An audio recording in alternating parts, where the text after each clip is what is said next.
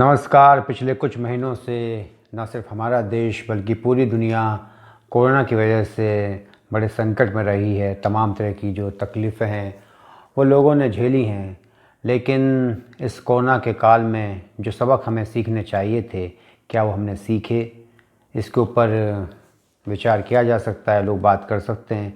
सही बात तो ये है कि हमें जो कुछ सीखना चाहिए था हम सीख नहीं पाए। आपातकाल के लिए हमें कैसे तैयार रहना है और दवाओं का इंतज़ाम कैसे होना चाहिए, और जो ज़रूरी जो उपकरण हैं, मसलन जो मास्क वगैरह हैं या जो टेस्ट किट हैं, उनका जो इंतज़ाम है वो खुद के दम पर कैसे किया जाए। और ऐसी जो विकट परिस्थितियां हैं उनसे निपटने के लिए हमारे पास जो है वो ऐसे स्वयंसेवक होने चाहिए जो अपनी जान जोखिम में डाल के और बिना किसी लालच के, क्योंकि जो सिस्टम का हिस्सा हैं उनका दावा तो होता है समाज सेवा का, लेकिन अगर हम कैमरे से दूर हटकर या वैसे जो नज़र आम से दूर हटकर जो उनकी हम हकीकत को देखेंगे तो हमें ये साफ पता चल जाएगा कि सेवा एवक की जो बातें हिंदुस्तान में वो अपने आप में एक बहुत बड़ा स्कैम होता है। जैसे कि कोरोना के इलाज को लेकर हुआ है कि इसमें लोगों को जो है राहत पहुंचाने से कहीं ज़्यादा उनके दिल में जो खौफ है, जो दहशत है, वो ज़्यादा पैदा करने की कोशिश की गई है। हमें ज़िम्मेदारी तय करनी होगी, जो हमारे हेल्थ सर्विस के जो लोग हैं, कोरोना योद्धा या कह के या उनका यशोगान करना अच्छी बात है, सब कुछ है, लेकिन हमें ये भी देखना होगा कि एक ऐसी बीमारी जिसका अभी तक कोई इलाज, कोई एकदम मुकम्मल इलाज या एकदम सटीक इलाज सामने नहीं आया, लेकिन बावजूद इसके मरीज़ों के ऊपर लाख लाख रुपए के बिल बनाए गए और भी ज़्यादा के बनाए गए। और हमें ये भी सीखना होगा कि जिस तरह से ग्रामीण व्यवस्था चलती है, एक गांव अपने आप में एक पूरा देश होता है, वो सब कुछ कर लेता है अपना, लेकिन दिक्कत ये है कि जो नगर हैं वो नगर इस तरीके से परफॉर्म नहीं कर पाए जिस तरीके से गांव परफॉर्म करते हैं। नगरों ने जो है वो घुटने टेक दिए, जो उसमें काम करने वाले लोग थे उन्हें वहाँ वो छोड़ना पड़ा और तमाम तरह की दिक्कतें पेश आईं। गांव में ये हेल्थ सर्विसेज की बात तो हो सकती है कि हाँ, उसमें ज़रूर लोगों के सामने परेशानियां थीं, लेकिन जहाँ तक आम रोज़मर्रा की जो ज़िंदगी थी वो चलती रही। उन्हें कोई खाने पीने की और तमाम तरह की ऐसी तकलीफ़ें नहीं झेलनी पड़ी जैसी कि शहरी इलाकों के लोगों को झेलनी पड़ी थी। इसके अलावा ये जो नागरिक कर्तव्य होते हैं, इसमें सबकी ज़िम्मेदारी तय होनी चाहिए। इसमें कोई अमीर गरीब का फ़र्क ना होना चाहिए। अब ये है कि सही है, वो लोग कहेंगे नहीं साहब अमीर है गरीब है, ये जो है आप अमीरी गरीबी का जो रोना रोते हैं, ये आपको जो सुविधाएं मिलती हैं या नहीं मिलती हैं इसके आधार पर हो सकते हैं, लेकिन जहाँ तक फ़र्ज़ अदायगी का सवाल है तो चाहे वो साफ़ सफाई का मामला हो या तमाम तरह के नियमों के पालन का मामला हो, उसमें क्या अमीर और क्या गरीब करेगा। हमारे देश में एक ऐसा एक माहौल बन गया है कि अक्सर गरीबी की आड़ में तमाम तरह के जो ऐब है उसे छिपाने की कोशिश की जाती है।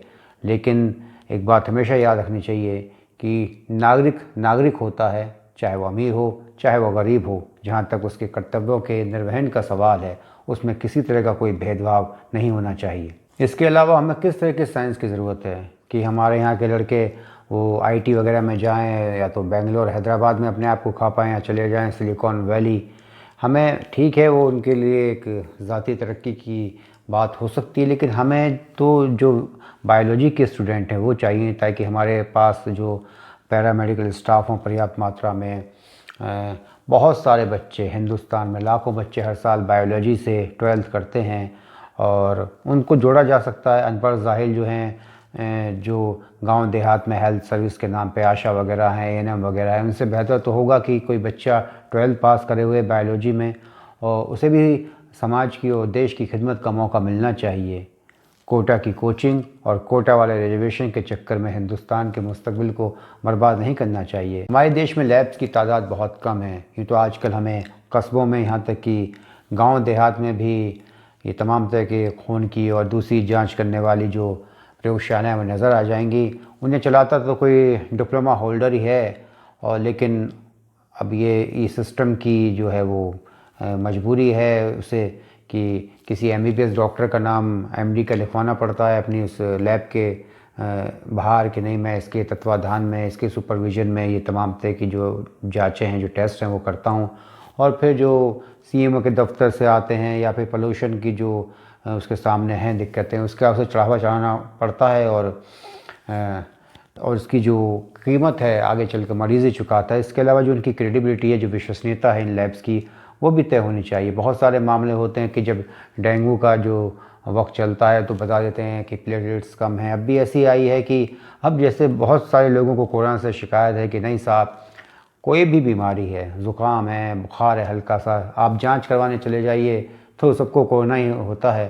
तो इन लैब्स की जो है वो तादाद तो बढ़नी चाहिए, साथ ही साथ इनकी जो क्वालिटी कंट्रोल की का जो मैकेनिज़्म है उसके ऊपर भी बड़ी सख्त निगरानी होनी चाहिए। क्या हमने कोरोना से ये सीखा कि कोई भी व्यक्ति जो विदेश से आता है उसकी जांच होनी चाहिए। हमारे पास जो है वो हैं कानून हैं, एपिडेमिक वाले कानून हैं कि हम ज़बरदस्ती किसी को अरेस्ट कर भी उसको होम क्वारंटाइन करके भी रख सकते हैं। लेकिन दिक्कत ये है कि जो बड़े लोग होते हैं, और बड़े लोगों की परिभाषा हिंदुस्तान में अलग ही है। कोई सेलिब्रिटी है या कोई बड़ा नेता है तो उसके ऊपर तो हम सब एक साथ तवज्जो देते हैं और पूरे देश का सबका ध्यान चला जाता है, मीडिया का, तमाम लोगों का।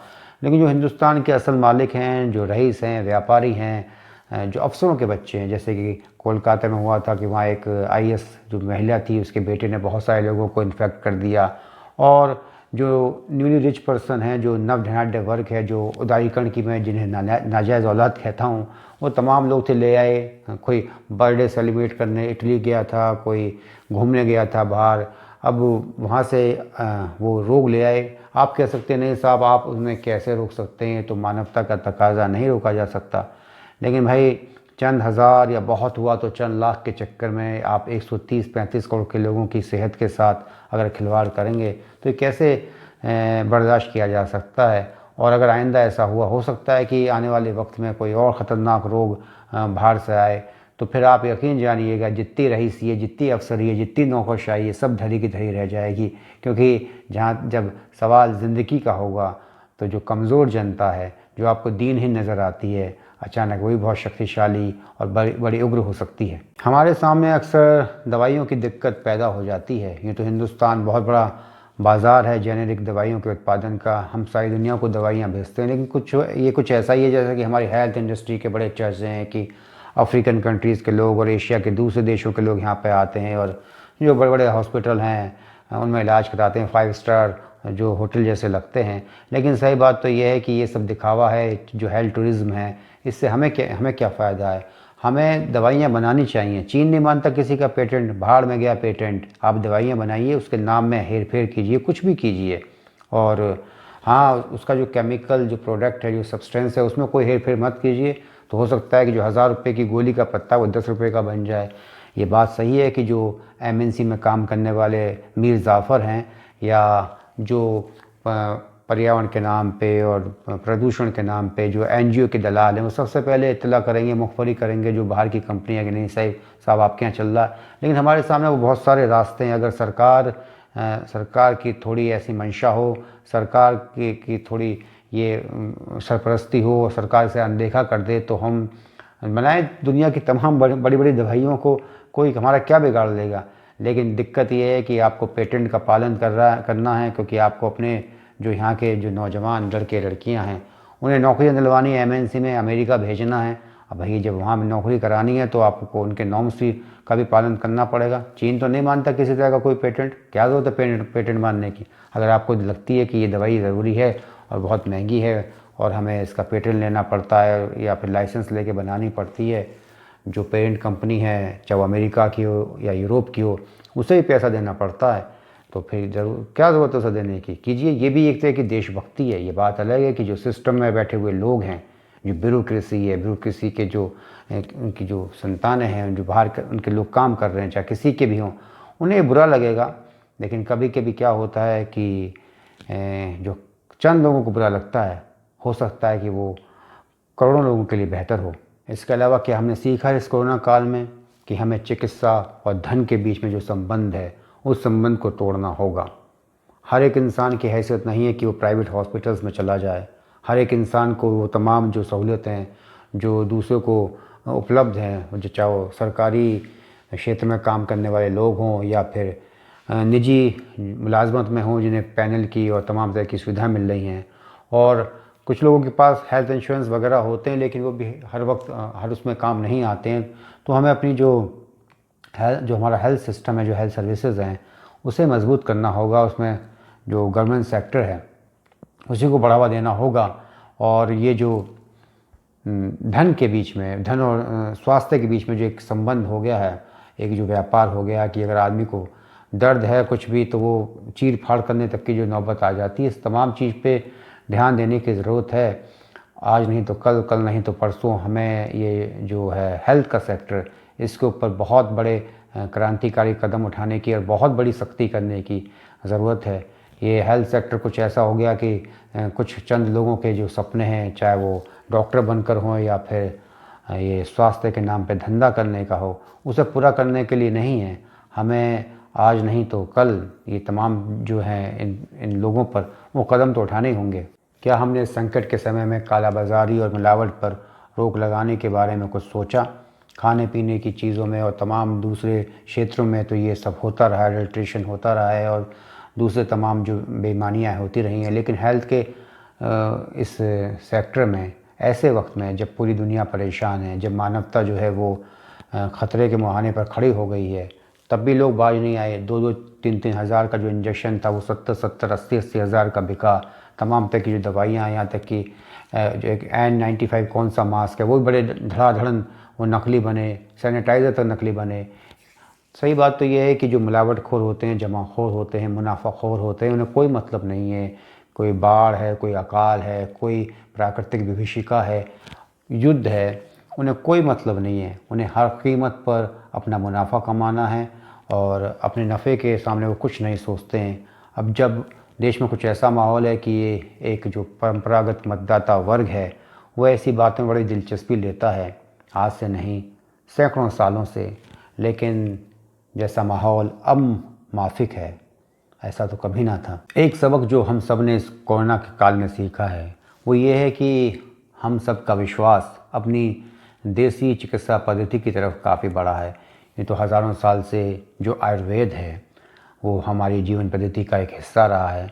लेकिन ये जो कोरोना के काल में जिस तरीके से लोगों का रुझान इधर दिखाई दिया, जो चाहे वो देसी इलाज के तौर पे हो, घरेलू इलाज के तौर पे हो, काढ़े के रूप में हो, तमाम बातों में हो, तो लोगों का जो विश्वास है अपनी जो जो हमारी प्राचीन चिकित्सा पद्धति है उसकी तरफ बढ़ा है।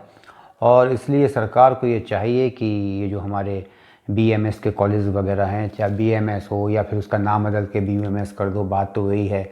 वो संस्कृत की बातें को आप अरबी फ़ारसी में लिख दो तो बीयूएमएस हो जाता है।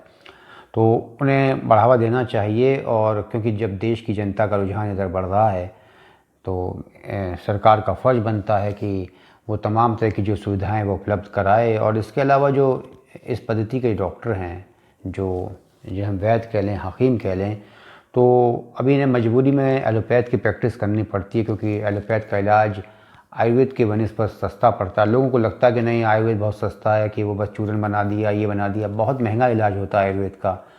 लेकिन जैसे जैसे सरकार की तरफ से सुविधाएं बढ़ेंगी और तमाम तरह की रिसर्च होंगी तो ये इलाज भी सस्ता हो सकता है। और ये जो हकीम हैं या वैद्य हैं, अगर ये ना करें एलोपैथ की ये जो प्रैक्टिस है, तो इनके सामने काफ़ी आर्थिक संकट खड़ा हो सकता है। अब जब इन देसी पद्धतियों को बढ़ावा दिया जाएगा तो फिर इनकी आर्थिक स्थिति जो है वो इसी पद्धति की जो है वो प्रैक्टिस कर कर ही बेहतर बनेगी। अब तो ऐसा हो रहा है कि या तो लोग पेट वेट के मामलों को लेकर इनको ज़्यादा पूछते हैं ऐसे डॉक्टरों से, या फिर लाइलाज हो जाते हैं एलोपैथ से, मॉडर्न जो हमारी जो चिकित्सा पद्धति है उससे। वरना या फिर वो ये जो हकीम है वैद्य, उनको लगता है कि नहीं ये जो हैं बस शक्तिवर्धक यौनवर्धक दवाइयाँ बनाने के लिए। ऐसा नहीं है। अगर हम कोशिश करें यूँ तो सर्जरी जो है वो हमारे इसमें भी है, आयुर्वेद में भी है। लेकिन फिर भी अगर ठीक है सर्जरी जो है वो मॉडर्न साइंस में ज़्यादा बेहतर है, मॉडर्न मेडिकल साइंस में, तो उसका सहारा ले लीजिए। तो सर्जरी की हमें कम ही ज़रूरत पड़ती है। लेकिन जहाँ तक फिजिशियन का सवाल है, उसमें तो एक बीएमएस या बीयूएमएस बहुत बेहतर हो सकता है, बशर्ते तो सही से पढ़कर आए। वो ऐसा नहीं है कि जो पढ़ाई के नाम पे खाना पूर्ति करे और जो अपनी जो है वो ना पढ़े, उसको कैसे दवाइयाँ बनती हैं, कैसे भस्में तैयार होती हैं, क्या तौर तरीका है, बस जैसे तैसे डिग्री हासिल कर ले और उसके बाद एलोपैथ की प्रैक्टिस शुरू कर दें। तो इसकी तरफ ध्यान देने की ज़रूरत है। तो अभी तो कोरोना ख़त्म नहीं हुआ है, चल ही रहा है, और आने वाले वक्त में न जाने कौन कौन से सबक हमें सीखने को मिलेंगे। ये तो खैर किसी ने कोई लिहाज नहीं बरता है, ना सरकार ने, ना प्राइवेट सेक्टर ने, ना मुनाफाखोर बाज आ रहे, ना व्यापारी बाज आ रहा है। ईश्वर का जो खौफ होना चाहिए था बीमारी की वजह से, जो लोगों के अंदर जो है वो भौतिकतावाद के लिए या पैसे के प्रति एक अरुचि उत्पन्न होनी चाहिए थी, वो तो उत्पन्न नहीं हो रही है। इसके बरक्स और लोगों के अंदर लोभ और लालच बढ़ता जा रहा है। तो बहरहाल अब जो है ये अभी तो पीरियड चल ही रहा है कोरोना का, लेकिन आज नहीं तो कल, कल नहीं तो परसों इसको ख़त्म तो होना ही है। लेकिन अगर संकट से हम कोई सबक ना सीखें तो फिर हमारे इस जो कष्ट झेलते हैं, जो तकलीफ़ झेलते हैं, उसका कोई मतलब नहीं है, कोई मायने नहीं है। और अगर हम इससे सबक सीख जाएं और अपने आने वाले कल को, अपने लोगों को, अपने समाज को, अपने देश को, सबको बेहतर बना सकें, तो ये संकट भी हमारे लिए एक आशीर्वाद की तरह होता है। नमस्कार, जय हिंद।